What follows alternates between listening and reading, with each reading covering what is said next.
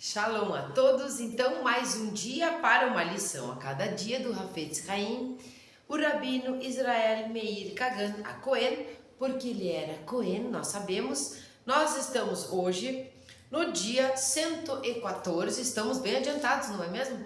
No dia 114 de não fazermos Lashon Hará, fazermos Shmirat HaLashon. Shmirat HaLashon é guardar a língua, mas também fazer um Shmirat HaLashon, que é um silêncio qualitativo, não um silêncio quantitativo. Agora vou me calar, não falo mais nada e tudo bem, fico isenta aqui, isento de fazer Lashon Hará. Não é não falar. Não é?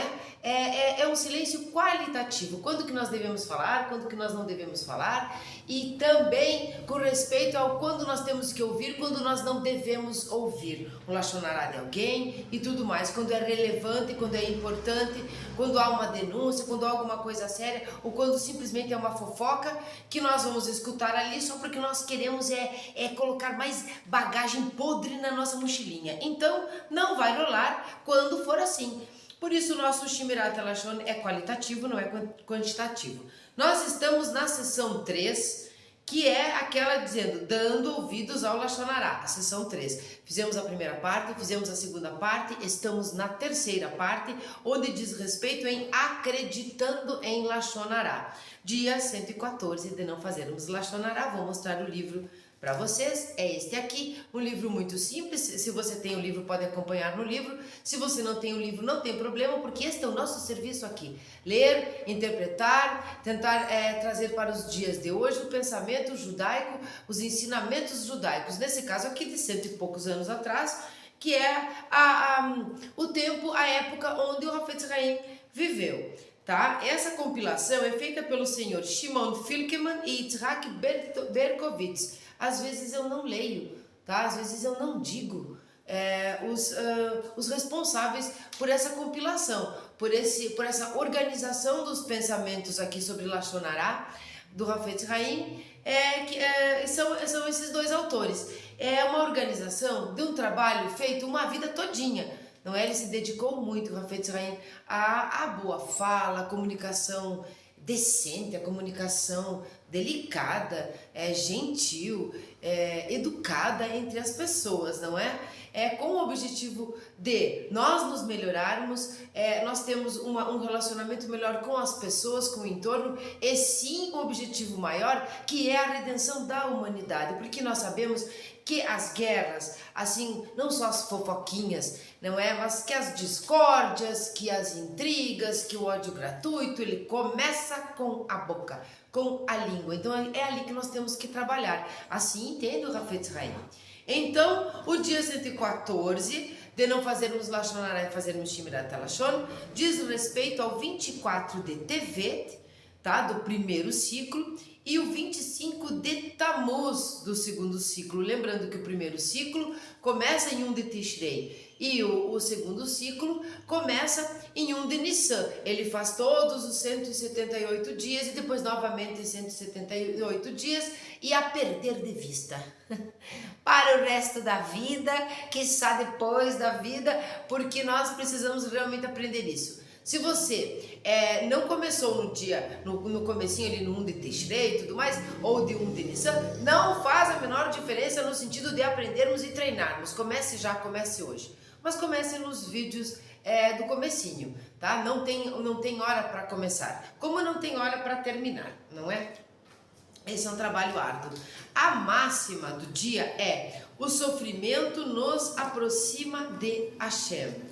Bom, o sofrimento então nos aproxima de Hashem.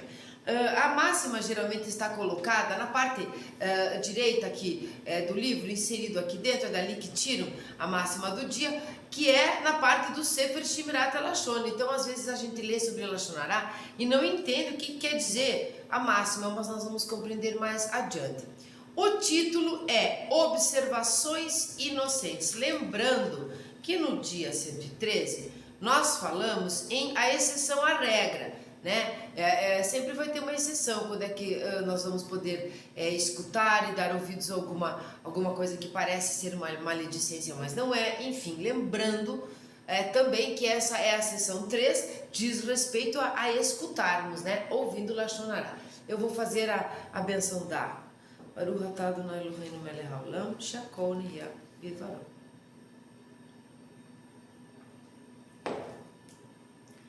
Então, vamos lá, vou tirar as lunas.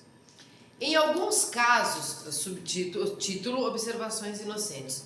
Em alguns casos, a Allahá aceita como fato observações inocentes. Esse inocentes aqui no livro está entre aspas, então a gente já vê que talvez não tenha tanta inocência, mas enfim. Isto é, declarações feitas incidentalmente, sem que a pessoa que fala esteja consciente das consequências das suas palavras.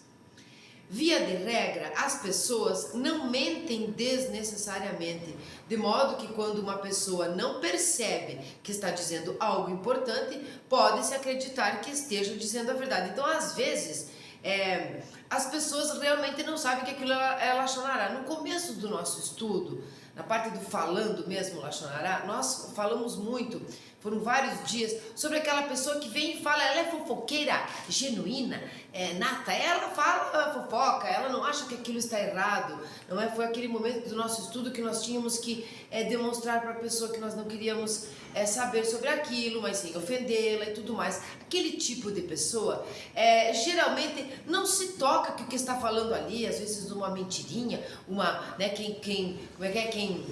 quem conta um conto aumenta um ponto, essas coisas assim, esse tipo de pessoa muitas vezes não sabe, que está fazendo uma maledicência. Então vamos entender aqui que essa seja uma observação inocente ao qual ele está falando.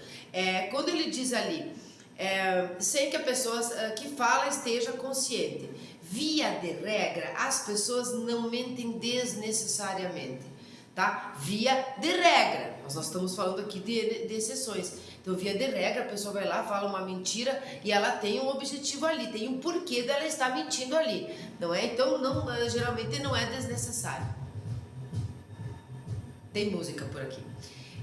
Que não é desnecessário, mas de modo que quando uma pessoa não percebe que está dizendo algo importante, então a gente vê que aquela ali na verdade é desnecessária, ela não se toca, então a gente pode acreditar que ela possa estar dizendo a verdade, tá?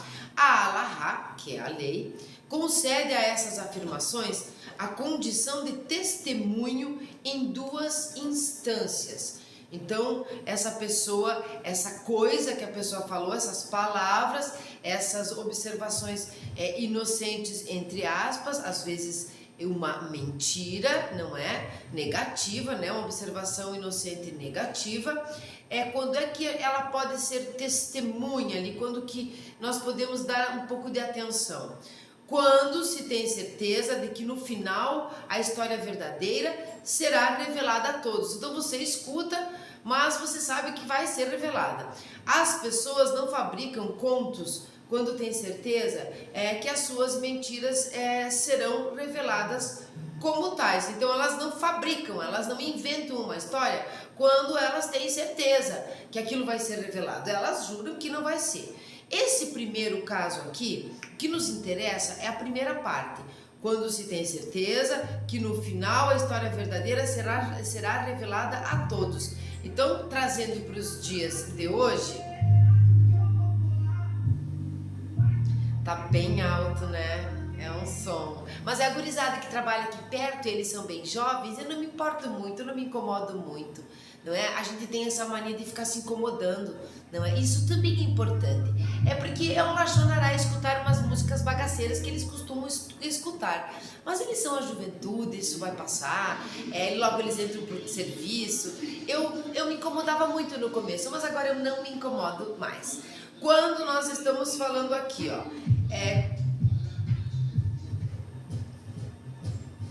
não sei se vai dar.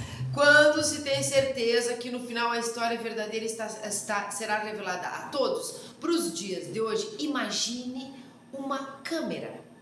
Uma câmera escondida, ou uma câmera não escondida, mas essa pessoa que está fazendo o Lashon Hara, que está fazendo a observação inocente, negativa ali, ela não sabe que tem uma câmera. Acontece um crime, alguém entra no estabelecimento né, e furta algum gatuno ali e tal, e aí essa pessoa estava por ali, na rua, alguém viu que ela estava por ali, chega para ela e pergunta, e ela vai dizer, eram dois homens, um era loiro, o outro era moreno, um era alto.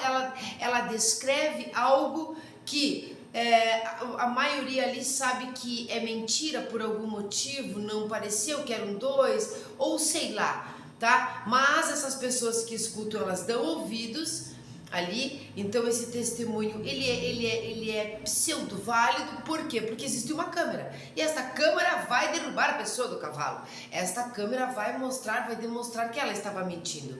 Então a gente pode acreditar até então, porque vai ser revelado que aquilo não era real, que ela mentiu, e aí ela que seja julgada pelo tribunal celestial, mas você sabe disso, então você escuta, porque é relevante escutar. Ela pode ser uma testemunha, porque a câmera, essa testemunha aqui não é dentro da lei, como aqui no direito, é mais ou menos isso, né? Vamos tentar interpretar de uma maneira light, entre a comunidade, por exemplo, não é? E a câmera mostra que o cara era um só, não era um cara, era uma mulher, não era loira, não era morena, era ruiva, sabe essas coisas? Então, esse é um dos casos, tá? É uma das afirmações, é uma das condições de testemunho, tá? Em duas instâncias. A segunda instância é para estabelecer que o indivíduo já não está vivo, tá? As afirmações negativas, inocentes, não têm essa legitimidade.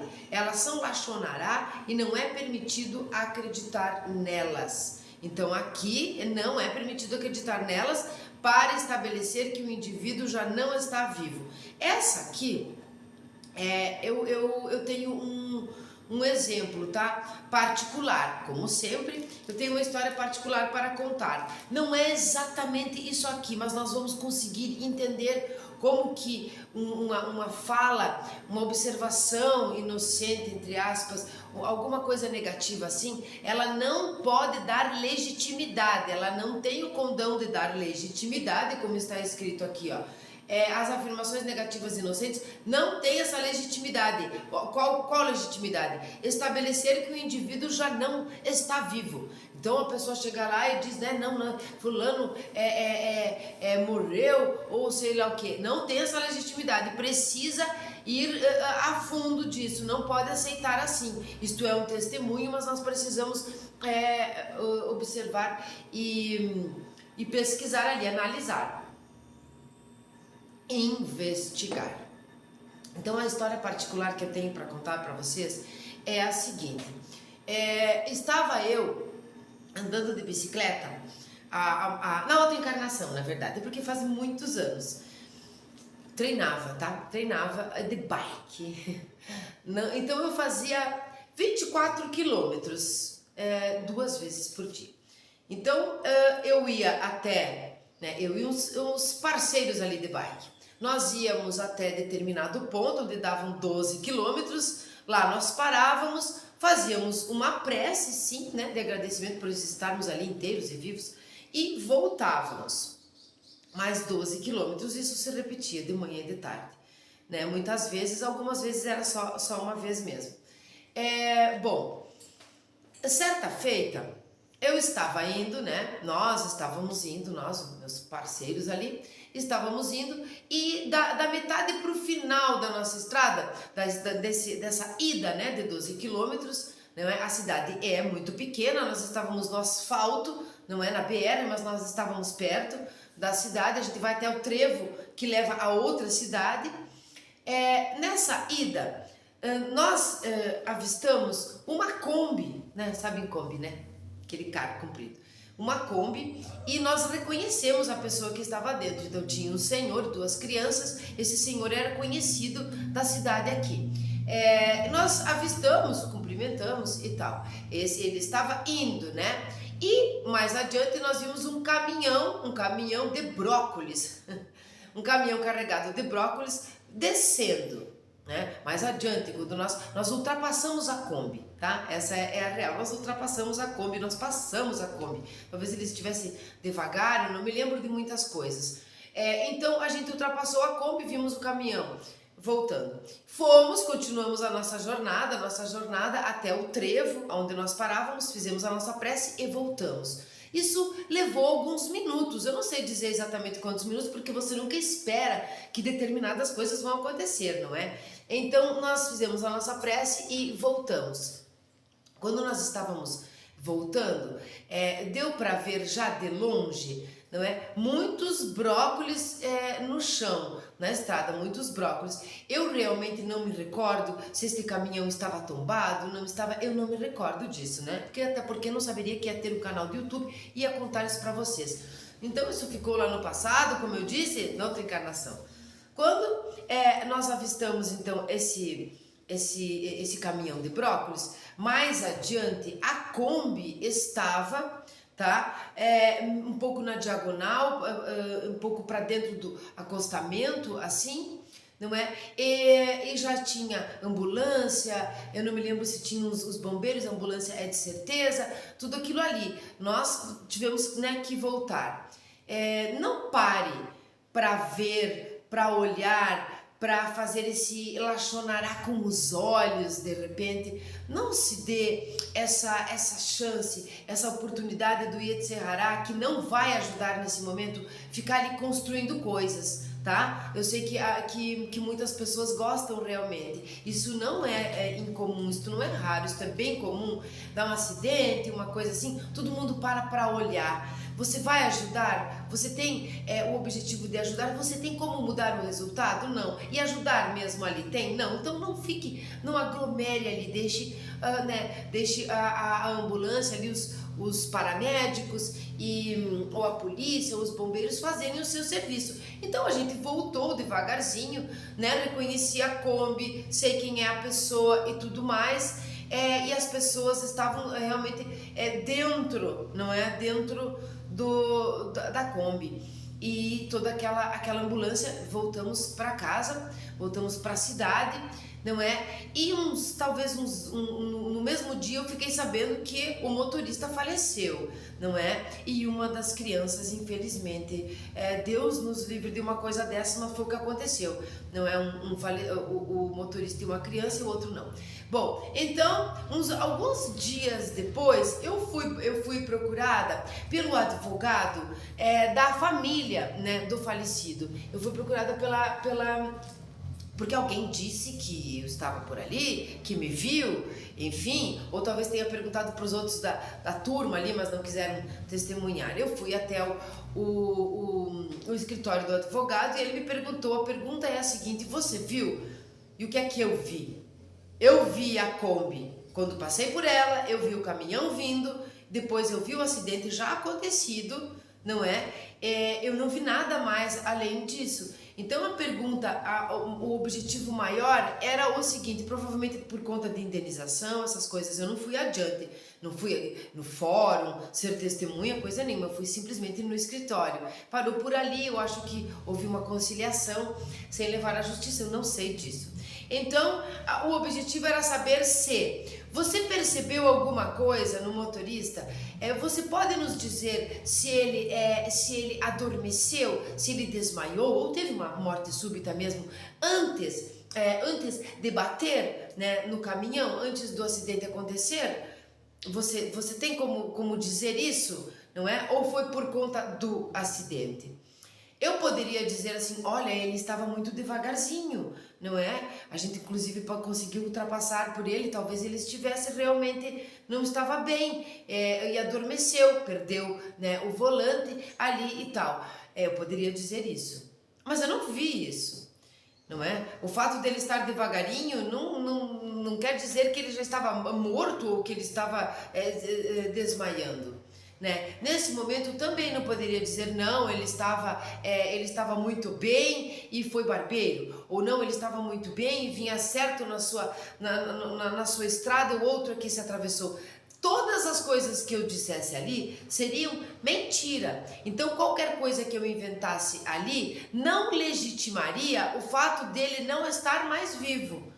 Então, na verdade, eu não ajudei grande coisa, mas olha a importância de não ser uma pessoa inventiva ali, de não ser uma pessoa que quer, eu quero aparecer, eu quero ser testemunha, eu quero ir não sei mais aonde, pessoas amadas, pessoas queridas, inclusive, da cidade. Uma coisa muito chata, muito triste, porque as crianças eram netos, não é, da pessoa. Então, como diz ali, para estabelecer que o indivíduo já não está vivo. Então, as afirmações negativas, inocentes, que eu poderia ter dito, eu acho que estava muito devagar. Estava muito devagar, não se anda devagar na BR e tal. Eu não legitimo que ele já tinha desmaiado, que ele estava desmaiando, sei lá, que ele não estava bem. Eu não legitimo o quê?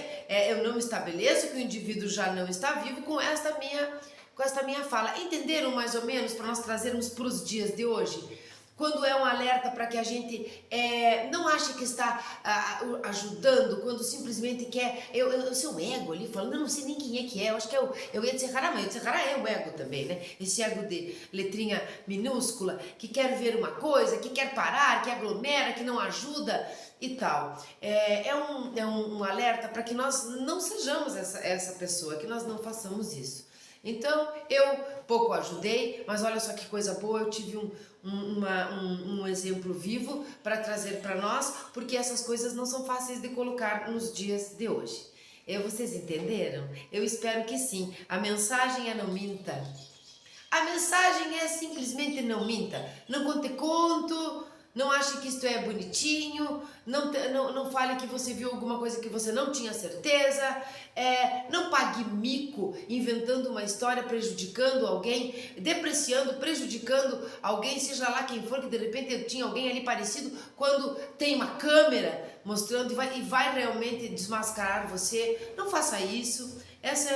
São mensagens muito simples e mensagens muito práticas para nós nos dias de hoje. Então, continuando, Sefer Shemirat HaLashon, o crescimento através das aflições. Agora nós vamos entender o que é que ele quis dizer com o sofrimento nos aproxima de Hashem, na máxima do dia. Eu que inventei, tá? Que chamo de máxima do dia, que não está escrito se é essa máxima do dia ou não, porque durante o dia pode acontecer outras máximas, né? A gente nunca sabe o que nos espera na esquina. Bom, o crescimento através das aflições. Os sábios ensinam. Rabi Eliezer Ben Yaakov disse: devemos ser gratos a Deus, bendito seja Ele, quando o sofrimento nos acometer. Por quê? Porque o sofrimento aproxima a pessoa dele, como está escrito lá em Mishlei, lá em Provérbios. Hashem repreende quem ele ama. Quando o sofrimento ataca uma pessoa, ela deve aceitá-lo e suportar o teste. Esse teste aqui está em chaves, tá? Que significa que não é o original, foi o compilador, os compiladores. Pois sua recompensa é infinita. Isso está no Midrash Tanhumá, na Parashat Ki Tetse 2. Estou dando a fonte aqui, não é? Porque ou é Midrash ou é Talmud, as fontes de um estudo mais profundo, então você não encontra ali isso na Torá, né? Na Torá seca. Você não vai encontrar, né? Ali ou no Tanar. Então eu vou ler de novo essa parte. Quando o sofrimento ataca uma pessoa, ela deve aceitá-lo, aceitá-lo e suportar o teste, pois sua recompensa é infinita. Eu vou ler mais um pouquinho e nós vamos explicar isto aqui, como já está muito nítido ali, muito explícito o que quer dizer, mas nós vamos aprofundar um pouco mais aqui, né? Aos pouquinhos, vocês já perceberam que nós estamos aprofundando num sentido um pouco mais particular, um pouco mais para dentro, um pouco mais esotérico, todos os conceitos e os relatos que nós encontramos no pensamento judaico.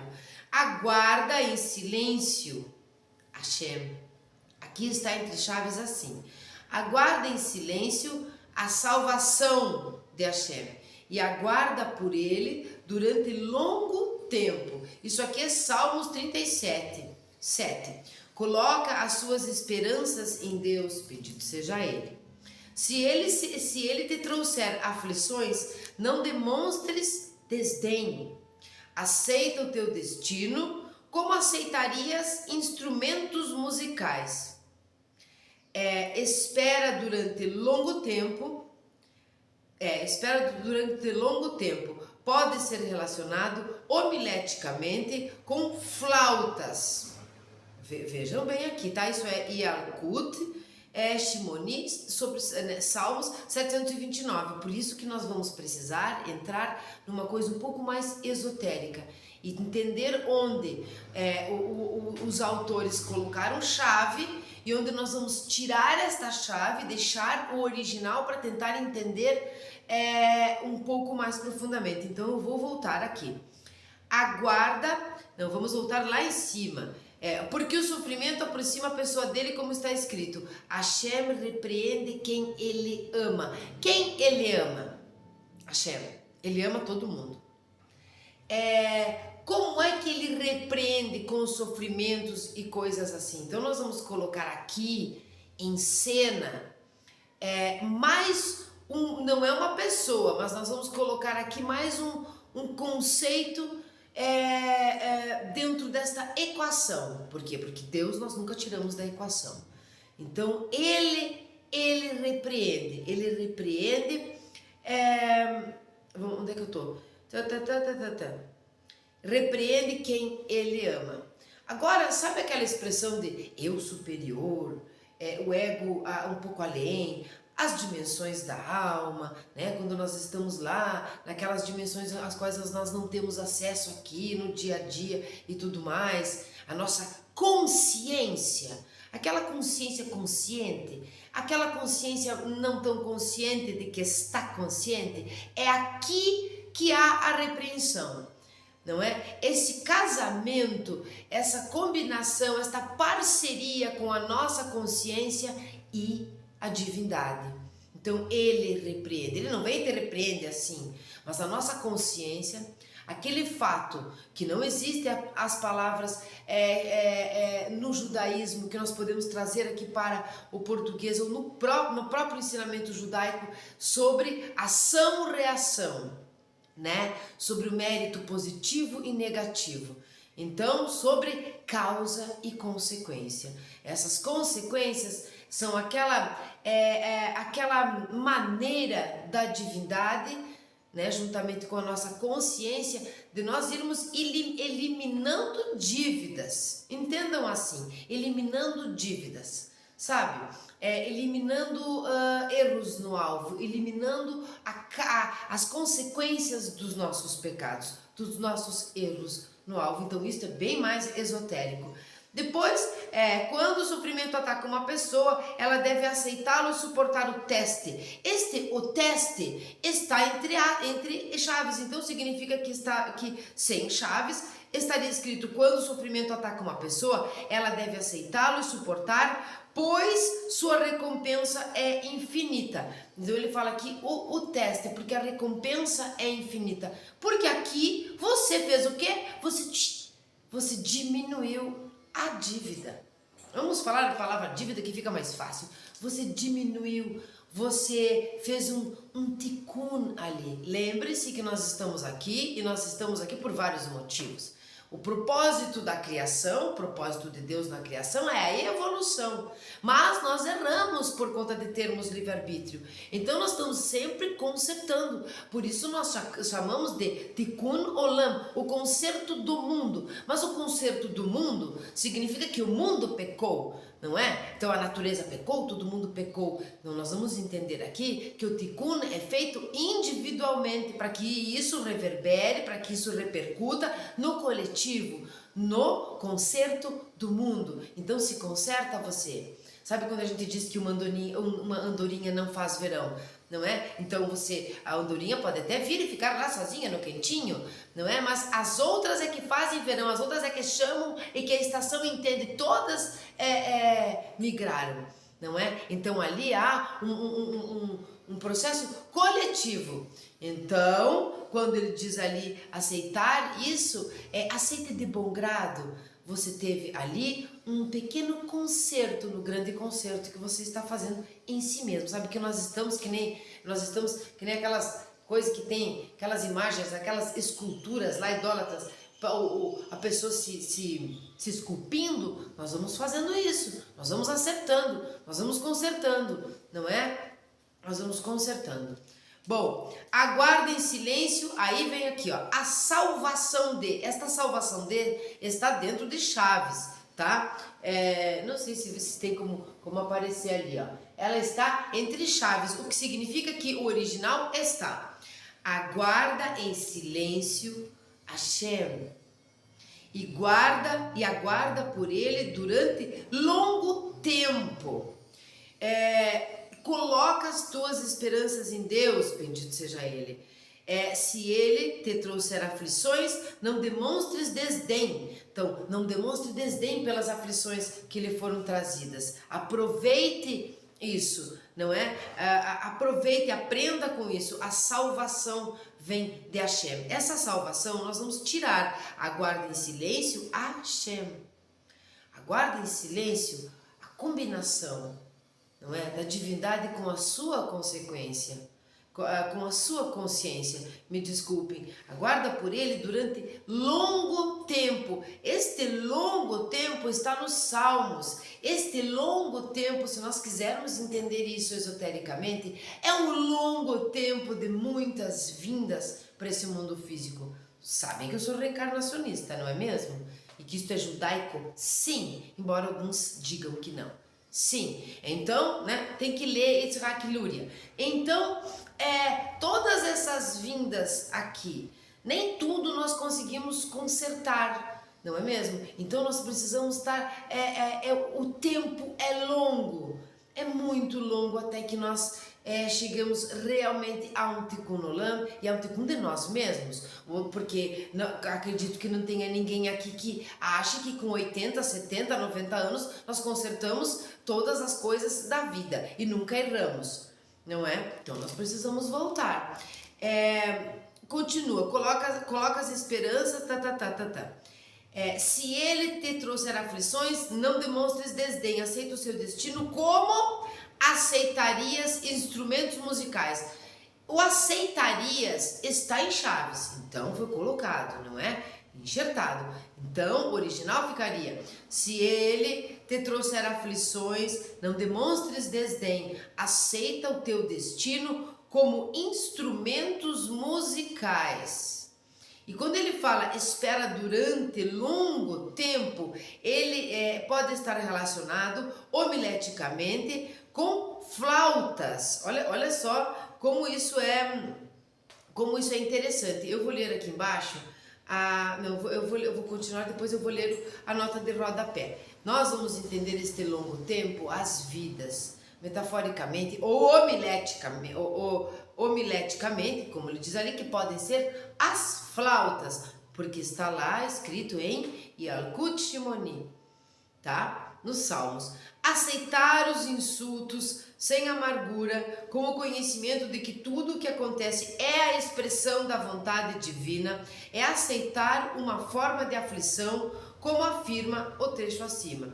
Os que são insultados e não insultam. Lembra do 113, né? Aguentar o insulto ali, a máxima era suportar os insultos em silêncio e sem rancor é indicativo de santidade, de alma e de fé pura. Né? Aqui nós estamos trabalhando, né? Trabalhando arduamente, mas trabalhando aos pouquinhos aqui para entender sobre isso, não é? Sobre o que é aceitar os insultos, é ficar passivo, é achar que todo mundo pode te ofender? Não, não é isso, não é? Então ele vai lá, os que são insultados e não insultam, que agem por amor e são felizes em sua aflição. Que agem por amor é aquele amor que nós conversamos, é fazer a mitzvot, as mitzvot por amor, pela própria mitzvah por mitzvah. Uma mitzvah cumprida te abre a chance, a oportunidade de fazer outra e outra. E isso é um serviço a Deus e é por amor. Não é por obrigação, porque quando Maimônides diz que amar a Deus é uma obrigação, você é obrigado a amar a Deus, não é no sentido estou te obrigando se não te mato, não. É quando você diz assim, como não amar o sol, como não amar os filhos, como não amar a Deus. Há uma obrigação, eu sou obrigada a amar porque tudo tu me dá, porque tudo tu faz por mim, né? Tu, ele. Então é nesse sentido aqui, é nesse tipo de obrigação. Os resultados. A recompensa está na aceitação, aceitar os insultos sem amargura. Com o conhecimento de que tudo o que acontece é a expressão da vontade divina, é aceitar uma forma de aflição, como afirma, os que são insultados e não insultam, e que agem por amor e são felizes em sua aflição. Agem por amor porque amam, porque são obrigados a amar quem lhes deu a própria vida, porque são obrigados a amar as mitzvot, que são o instrumento da alma se manifestar. E quando ele vai adiante, são felizes em sua aflição, são felizes porque sabem que na aflição, ali se consertou algo, ali houve um tikkun. Então a máxima se aproxima, o sofrimento nos aproxima de Hashem. Por quê? Porque nos tira mais um véu, porque nos conserta mais um pouquinho. E quanto menos véus e quanto mais conserto, mais próximos da divindade nós ficamos. Não é? Lembram da metáfora? Imagem e semelhança e tchuvá, um retorno. Tanto é o status quo antes do pecado, quanto um retorno a Deus. Então, a recompensa para essa aceitação é incomensurável. O que é essa recompensa nesse sentido aqui? É justamente ter menos dívidas, é justamente ajeitar ali o que não estava ajeitado, é consertar o que você quebrou, é devolver o que você pegou emprestado, não é? É limpar o que você sujou, são essas coisas.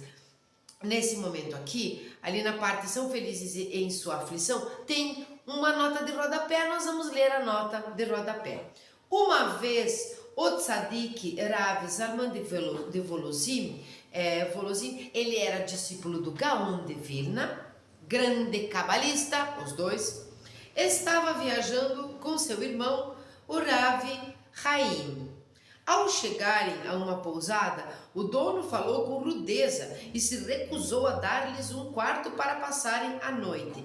Depois, quando partiram, o Rav Chaim percebeu que o seu irmão é Zalman de Volozhin, o seu irmão estava chorando. Por que está chorando? Perguntou. Você ficou amargurado pelas palavras do dono da pousada? Eu as ignorei completamente. Aí o Rav Zalman replicou: Deus não permita que eu chore por ter sido insultado.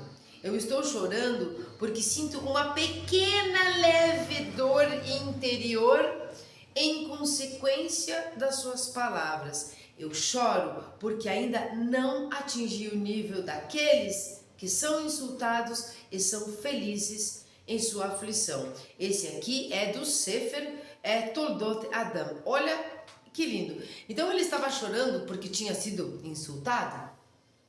Não, ele estava chorando porque ele sentiu um pouquinho ali, uma dorzinha. Vamos ler aqui de novo. Pequenininha, uma leve dor interior em consequência das suas palavras. Eu choro porque ainda não atingi o nível daqueles que são insultados e são felizes em sua aflição. Ele era tão grandão, não é? Ele era tão grandão.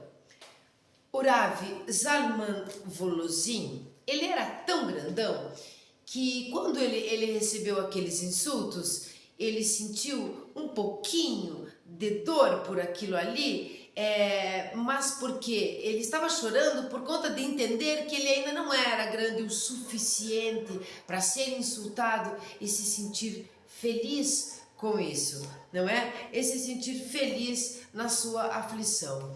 A mensagem para nós aqui é que nós estamos em construção.